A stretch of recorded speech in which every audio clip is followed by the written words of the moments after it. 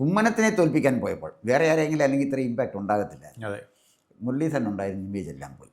ഒരു വെറും ചാവേർ.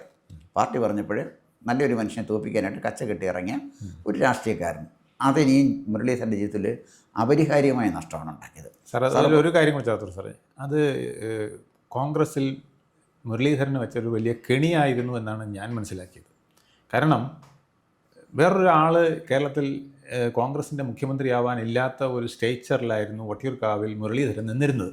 കാരണം 2011 ജയിക്കുന്നു, അത് സർവ്വ LDF മണ്ഡലമാണെന്ന് ആലോചിക്കണം. 4 പ്രാവശ്യം വിജയകുമാർ ജയിച്ച മണ്ഡലമാണ്.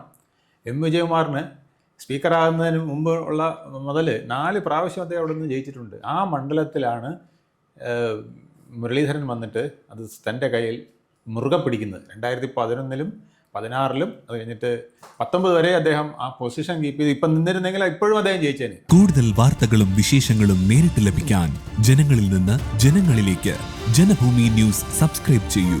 ബെൽ ബട്ടൺ അമർത്താനും മറക്കരുത്.